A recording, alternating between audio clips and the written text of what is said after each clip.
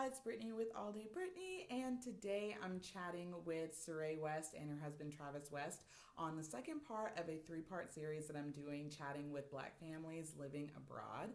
So the first episode was with Brittany Washington, who lives with her husband and her son in Abu Dhabi, and today, like I said, chatting with Cyré and Travis, and they live in Okinawa, Japan, which I have always wanted to visit. So I was insanely excited to chat with them and just kind of talk to them about their experiences. And I think you guys will really, really enjoy this episode. So keep watching.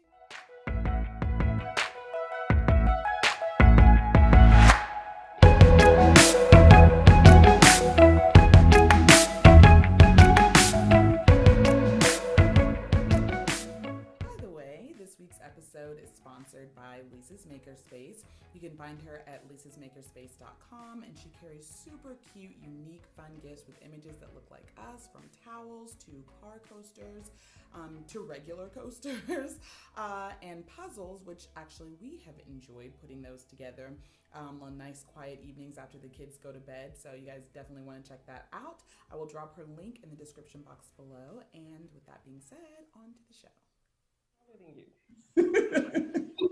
Okay. Hi guys, it's Brittany with All Day Brittany. I am here with Travis and Cyré West. We're doing kind of a little mini series on the YouTube channel. I am interviewing families who are living outside of the US because it's something that I've just kind of recently been a little fascinated with. And so you guys live in Okinawa, Japan. And so we're chatting today just kind of about like your experience and how everything's been going so far. So thank you both for being here or joining. Thanks for having us. Yeah. So, all right, so we'll just kind of get back and kind of jump right into it. I know you guys are military, so your experience moving is probably a little bit more different, a little different than, the ordinary. So did you guys pick this duty station, or were you just kind of told this is where you're going? Always told. Yeah. And Travis more to that, I guess, on my side of it as a wife. The previous duty station prior to Okinawa was Beaufort, South Carolina. We were there all of 10 months. And yeah, so we think I'm just getting settled, like literally just have found a job, getting settled in a routine, finally coming to the facts that we were coming to terms that we were living in Beaufort, because that's like 45 minutes away from home, and I wasn't trying to be that close. Like, it was too familiar to me. It's like South Carolina. So as soon as we got comfortable, I'm sitting at my desk at work, and Travis says, check your email. And I go to my email, and there are orders, and it says Japan. And I like scream, like, oh my gosh, okay, this is what we're gonna do. And this was March, and we had to be here in July. Okay. Oh my gosh. Yeah, we didn't prepare. We had time. Yeah, you had to jump right in with both feet. Oh my gosh, I can't imagine that. Moving here was our first time doing the big PCS together, and we had plenty of time, and I was still like, I don't want to do this ever again. I can't imagine doing it in just a couple of months. That's stressful. That's a lot. We've never really been given time to prepare for a PCS. Yeah. We went North Carolina to Hawaii, and we were given a month. So I can never really get my life together. It's like, listen, you got to do this. You're a military wife. Do your thing. Yeah. Well, hey, that's real talk. I guess that kind of comes with the territory. So, okay. So how long have you guys been stationed there so far? 3 years so far. Okay. And Travis has extended by my wish. We have extended. Well, yeah. For an additional 3. So we'll be here until 2023. Okay, gotcha. So you obviously you hate it. It's horrible. Gotcha. Okay, yeah, so that was going to be my next question. How do you like it? So when you first moved there, how was that transition coming from like the States, and now you're in this whole new culture and all of that? What was that like for you guys? It was a lot, to be honest. And I was all for it. I have always wanted to move out of the country. Growing up, my parents were military. My mom got out I was a young child, but when she was in, she went to Germany, she did Korea. My dad was always somewhere else. So I always wanted to have that experience, and I did. And I was just in Savannah at Hunter.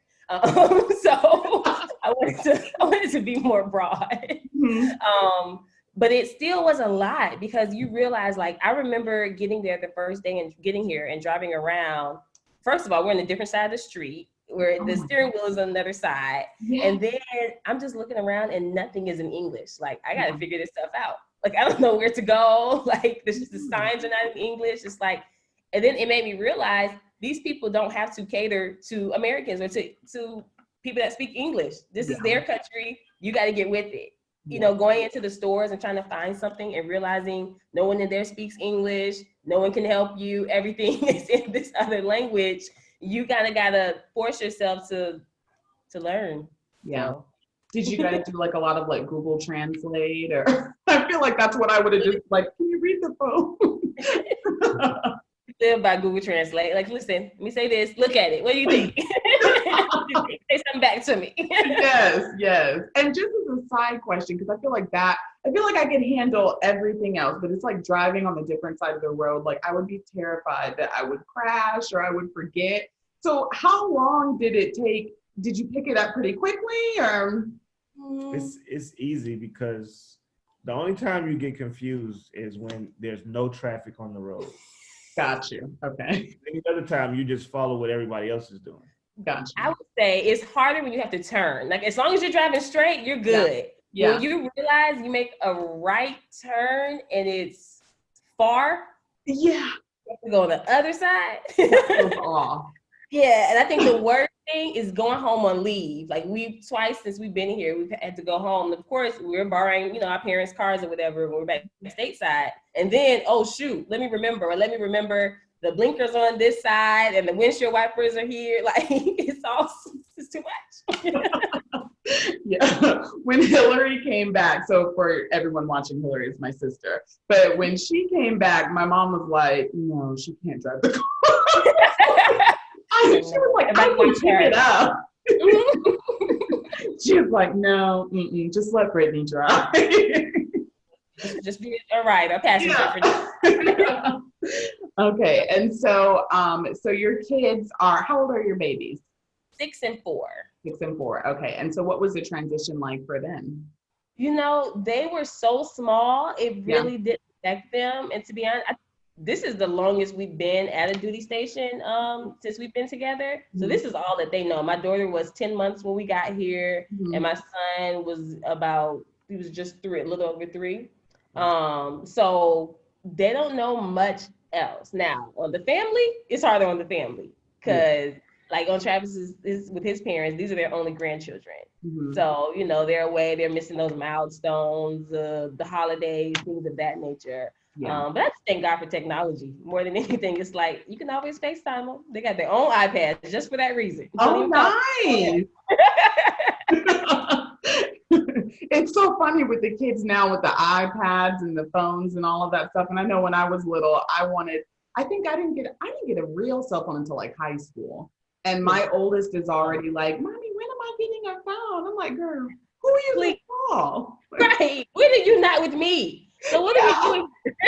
What's happening? But yeah, I love that. So you guys utilize a lot of the technology and all of that to just kind of keep everybody close and keep the relationship going. Yeah, as much as we can. We definitely, That's good. Now, I will say, I do want to mention, when we got here, we had the choice between putting them in the CDCs, so the daycare's on base or an off base daycare. Oh, and we decided to go with an off base daycare, and it was an excellent experience. Now, I'm not doing the one that's not like full Japanese. It's still this actually taught by Filipinos. Filipinos own the daycare. They teach Japanese, of course, English. They're going, their instructions is in English, Spanish, and then the language of the Philippines, I think it's called Tagalog, something with a T. Tagalog? Yes. So, we were at the point my kids knew that school was amazing. I'll just say that, to say the least. So I think that was one of the benefits of being over here, just that diversity that they were able to experience, and we would never get stateside. Never. Yeah, I love that, just to kind of fully immerse them in the culture. That's awesome. Yeah. And it's so important to learn from a very early age that Americans, we're not the only people, Our culture is not the only culture. There's so much more. Yeah, I love that. So to celebrate the Japanese holidays, they've dressed up in the kimonos and the tanabata and all these other different things. It's so cute. It's like memories I have forever. You show at their wedding. Look, this is my baby. Yes, that's awesome. Okay, cool. So Travis, I know you were obviously all set with the military. But Cyré, as far as like looking for a job, did you kind of take a break when you moved here, or did you kind of jump right into the job market? And how was that experience? I was forced into a break, a year-long break. So that was a struggle. Yeah. And the reason being, I ultimately landed a federal job, a GS position, which is amazing. I'm now in the system, and of course I can transfer as we go stateside or anywhere else that we go. And that's all that I wanted. So that's another thing. I'm very picky because I know what I want. So that's another reason why I was kind of forced into being unemployed until something came along. Yeah. I will say it's very difficult for military spouses to get jobs overseas. One of the best things is the fact that they have military spouse preference. So if you apply for a job and you are eligible for it, you bump everyone else out the way. Gotcha. And I was able to get a job in my field, housing. I work in housing. I've done that since the beginning, or at least for the last 7 years. So I was able to get a supervisory position in the housing office here. The crazy part is I applied for this same position when I first got here and was denied. And the reason being, I found out later, my resume wasn't a federal job resume. So once I changed my resume, I applied again, got it. Within 3 weeks, I was working. Gotcha. So. Okay. And that was a really good tidbit too about the military spouse preference. So that was helpful. Yeah. And so do you have like any advice for military spouses that are looking for a job when they kind of move to, especially an overseas duty station? Because I feel like that's probably a little bit even more difficult than moving to a CONUS. I think the best thing is just really staying patient. You have really good resources at the HR office, the civilian personnel office. They really help you. Even right now, I'm looking to transition into possibly other positions, and I've been reaching out to them like, hey, I need something a little more challenging, or I'm looking for this and that, or what can you do to help me? They will help with the resume, help you with like mock interviews, or other different resources that they have there. It's amazing. So I would definitely say reach out to them. And then networking is really important as well. Just who you know. Yeah, absolutely. That's awesome. Okay, so taking a little bit of a right turn. So the Japanese culture, how have you guys, like, what's been your kind of favorite thing about kind of living in this new experience? What's yours? My favorite? I think the people are just so nice. It's like, why are you just so nice? I think that's one of the biggest things. To me, it's amazing just the way they get along. They're really easygoing. Sometimes I can admit it's like, because with American culture, we're just so rushy. Come on, hurry up. But I found that they're very meticulous and they're just calm and they don't worry about much. But just being so nice and so helpful. Like even when you go to McDonald's in Japan is equivalent to Chick-fil-A back stateside. Like, they're just so nice. You're not used to that from a McDonald's. Like they never mess up your order. Like, go ahead. What you want? Go ahead. Sweet. Like, so I think that's one of my favorite things about it. And then it's just really beautiful here. Like you go to the beach, you can actually see the fish in the ocean. It's not like seaweed and dirt and trash. So yeah, I think that's some of my favorite parts. Gotcha. So, and then I'm curious, how is the food?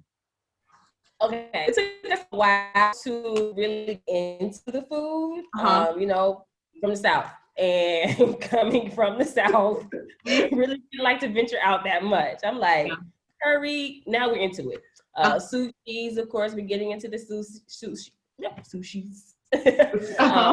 So you do traditional sushi then, right? Where it's like full on, like, what do they call it? Sashimi? Yes, I love sashimi. Yes. He is not so much. I still have to, kind of get him into it.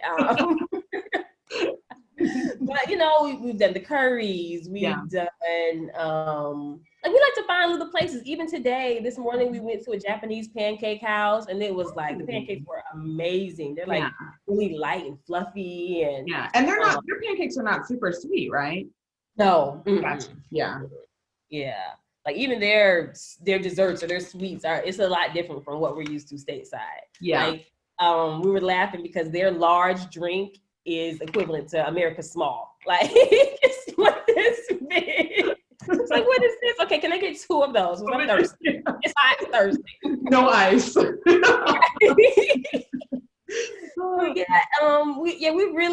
We are learning more and more as we're here to get out there. The first year, not so much. We just was not into it. We're like, we was familiar. There was Chili's on base. That first month, I swore we ate Chili's at least every other day. Like, just it was like, we're used to Chili's, we're gonna eat Chili's. We got Popeyes, we eat Popeyes. And then as we started venturing out more, we realized, it's really not that bad. You find the things that you like. I'm not gonna say I like everything, but you find the things that you like and eat it. Yeah, that's awesome. So, okay, so I know obviously we're kind of right in the middle of the pandemic with COVID-19 and everything. And I feel like probably the majority of countries have handled it better than us. But I know in Japan, they're already like pretty big on like masks and all of that stuff. So how's that experience been for you guys so far dealing with the pandemic? I will say we got to tell our story about everything with the pandemic. So like in January, that's when it first started popping off in Asia. Right. And I remember we were late January, early February, we were going to, we went to mainland Japan, and I can't think of what the place is called right now. We went to Legoland there, Nagoya. Okay. And I remember my coworkers, I work with mostly Japanese, and they were like, be very careful. There's a new virus that's out there. You got to be very careful. So wear these masks. They gave me masks for my family because of course they always have them. They carry masks. You get a cold, you get a cough, you're gonna have your mask. Right. So mask was like, be careful. There's a new virus. It's only in China, but it may be over there in mainland too. So be careful. Right. I was like, okay. Didn't think anything of it. Didn't know months from now it'd be the only thing we'd be talking about. Yes. So they in Japan, they cannot force their citizens to do anything. Again, that whole nice thing. They can only suggest. But you got to keep in mind, like you said, they were already wearing the mask, so it's nothing new here. They're not really a touchy culture either. In America, we shake hands. Think about where it hit really hard in Italy. They kiss when they greet each other. So, of course, you just swapping germs. Yes. Here, not so much. They're bowing when they greet each other, so there's no touching anyway. Gotcha. So it hasn't been as bad. I would say in the beginning, when there were cases all over the place, March, April, there were not many cases here. Sorry, we got a kid that's in the way. You're fine. We didn't have many cases here. It wasn't a big deal. It took must have been, I guess it was March when they closed down the schools. And I really think it was just pressure of what was going on stateside. Because there weren't that many cases here. In the last few weeks between July and now, we're almost in September, the cases have increased a lot. We're about 2,000 now. And that's mainly between the military, they started back PCSing in. So I think bringing people from the States, I'm not judging nobody, but bringing people in from the States, they weren't necessarily testing them. They would put them on a 14-day quarantine where you had to stay in your home, but they weren't testing them. Because their symptoms could show on day 12 and now they're out, 2 days later, and now they're carrying around corona. And that's how it began to multiply. But overall, like I said, the locals, they're just asked to, try to avoid places, don't do this, don't do that. I would say their numbers are a lot higher than the military population. But of course, the military population, we're told you can't do nothing. And, they can make us, so they tell us, you go anywhere else, your butt is getting back to the States, play with me. And it exists. So.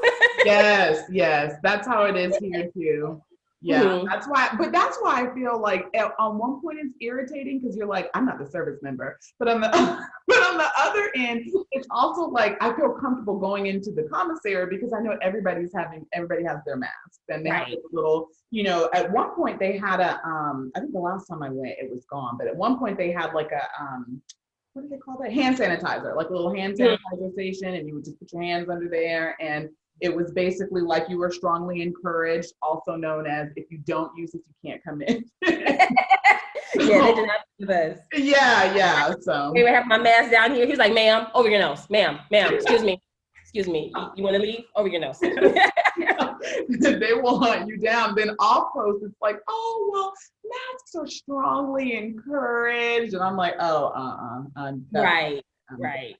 So I would say, yeah, the military, all the rules, like you said, but it's saving us. Yeah, absolutely. I'm not going to complain. Yeah. At least not out loud. Right. You complain at home, it'll be fine. So. No, it's going to happen. Yeah. So, okay. So, I know here we have had a lot of, I feel like it's always been around, but, with racism and the fight for racial equality, and things, of course, have recently come to a head over like the last couple of months and, with the different protesting and all of that. And I was actually reading another article the other day. I can't remember the magazine, but it was like some online publication. It was a really good magazine. It was talking about different like Black expats living all over the country. And they were talking about almost feeling like guilty, and feeling a sense of like disconnect, I guess, from what's happening here, because it doesn't, obviously it affects our community, but those people specifically in like England or Italy or Japan or anything like that, these are not things that affect them, their day to day. Can you speak to that a little bit, as what your experience with that has been? Absolutely. I know that this is going on, and of course it hits me hard, it hits me heavy, because I grew up in South Georgia. So of course these are the things that we witness. Absolutely. I think Travis could speak more to it as a Black man than I ever could speak to it. Like Ahmaud Arbery, one of his is one of his cousins. So, that happened right down the street from our house, so of course it hits us heavy, but I do kind of feel a privilege that I'm not there every day. Like my husband can leave here and I'm not worried about him at all. Like at all. The police here don't even carry guns, Really? So no one has guns. We couldn't even bring our guns over. So I'm not worried about those things. And it does kind of feel like a privilege. I do feel like, I don't know. It's kind of like I shouldn't feel this way, but you can't help but, okay, I'm safe for the next few years. And we're going to be okay for the next few years. And I think, what do you think about it? Yeah, that was one of the main reasons why we felt comfortable staying here, because we don't have to worry about going out being harassed, and we don't have to worry about our kids going to school and the school getting shot up. It's nice and calm.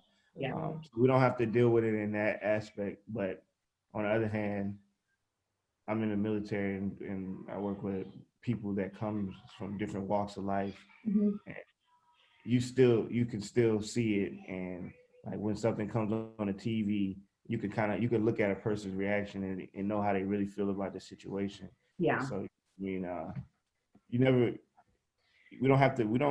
feel it from the local community, but we still feel it from within our own community, as far as being a military family. Like we feel more comfortable going out and mingling with the local population than we would feel like being on base with people that's supposed to be military family. Right. Mm-hmm.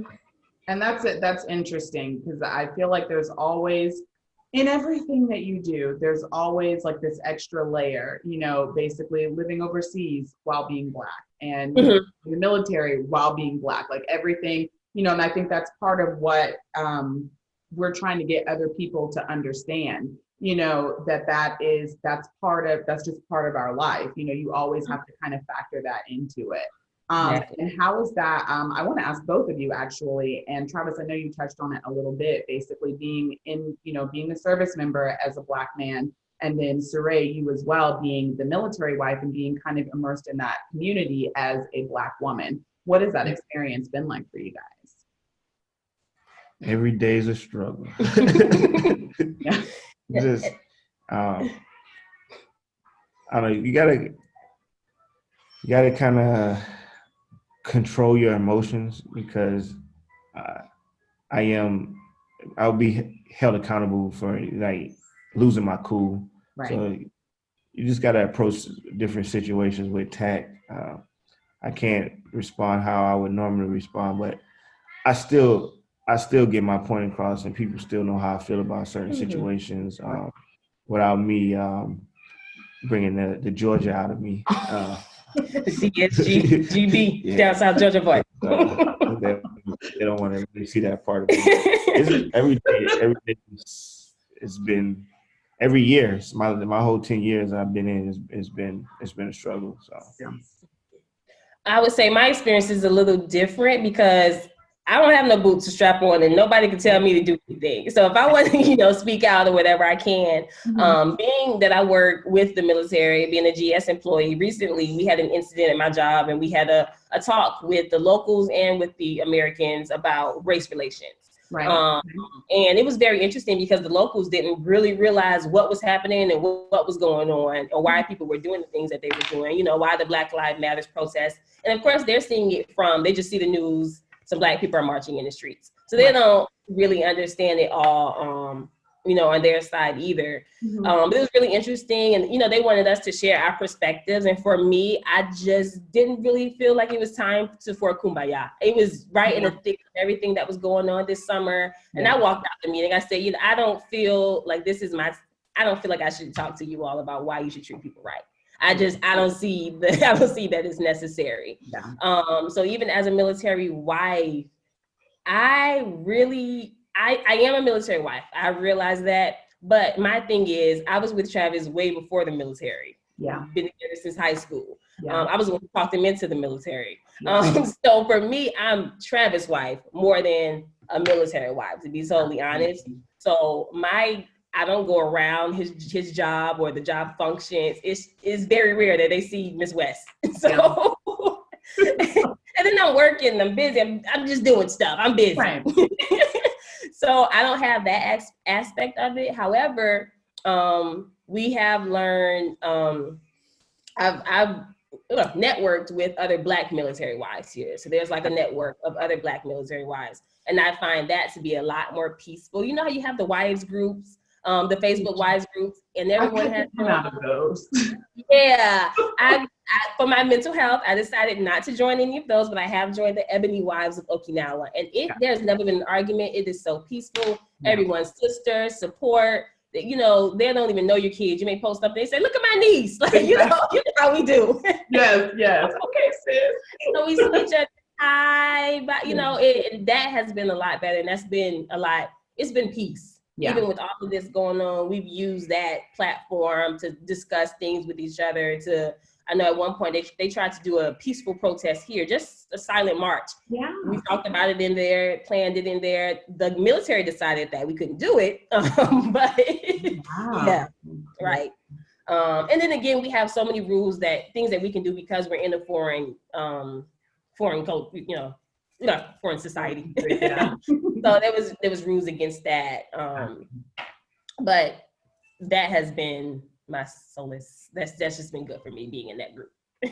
I love that you bring that up. Safe spaces are, I think, more they're controversial, but they shouldn't be.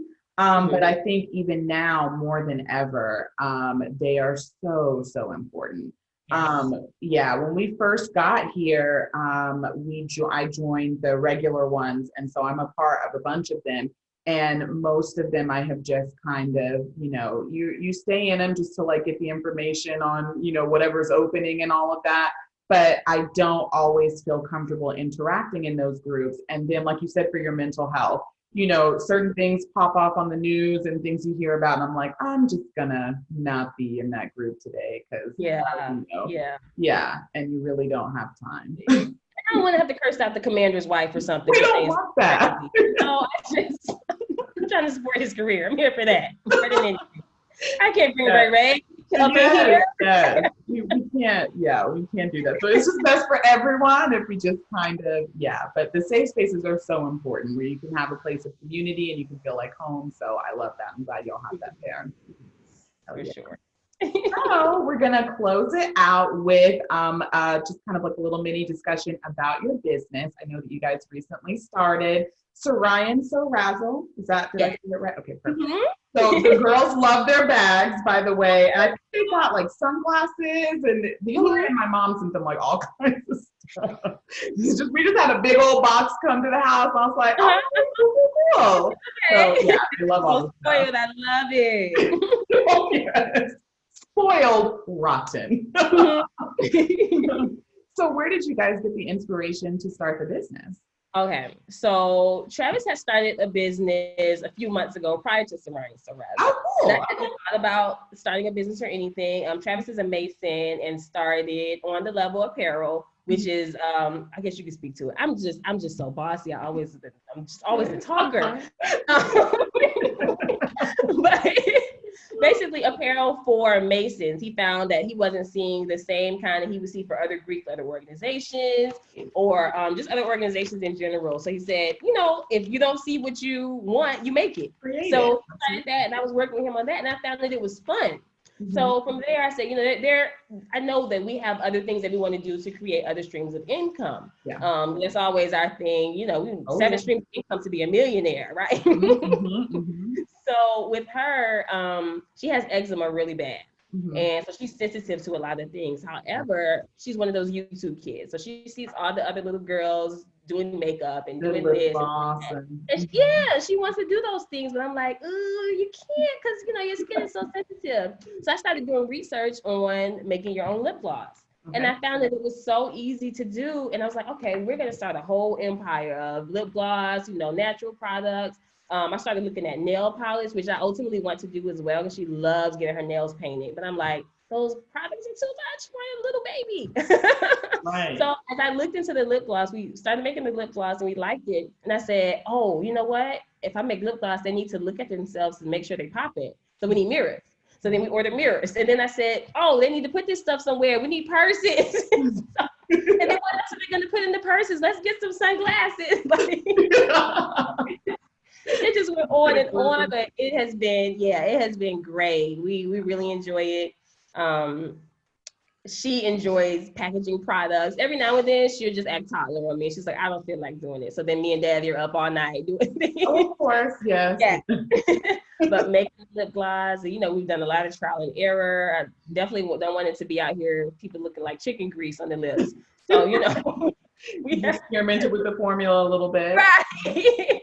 But it has been really fun, and the best part about it for me is that it is natural. It's safe for the little ones, the little razzle dazzles, as we like to call them, and and they love it. It's cute. We have really cute products. We've been working with some really good vendors on some ideas. We have a fall collection coming out soon, so soon, like little fall colors, little cute little brim hats and things. So definitely everyone check out SarayanSoRazzle.com.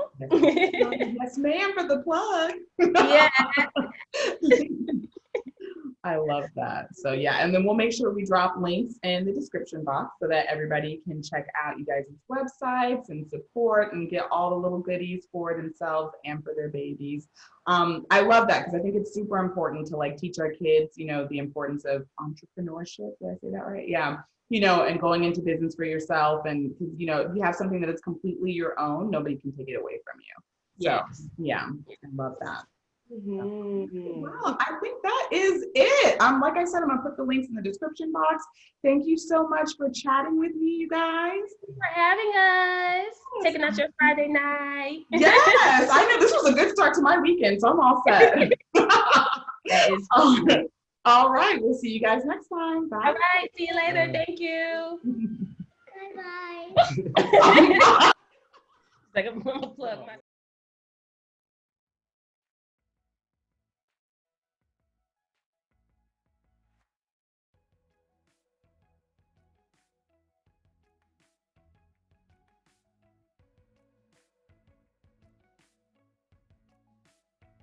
So, guys, if you want to know more about SaraiandSarazzle.com and OnTheLevelApparel.com, I will drop their links in the description box below. They do ship countrywide, so definitely check those out. And head on over to the comments and let me know what you thought about the interview. So far, we've done Abu Dhabi, and now we've done Okinawa, Japan, and we actually have Mexico coming up. So stay tuned for that. And of course, I'm always on the hunt for more people to share their stories with. So if there are any countries that you've always been curious about living, drop those in the comments too, and let's see if we can find somebody to come on and chat with us about their experiences. So that's all I have for y'all today. See y'all next time. Bye.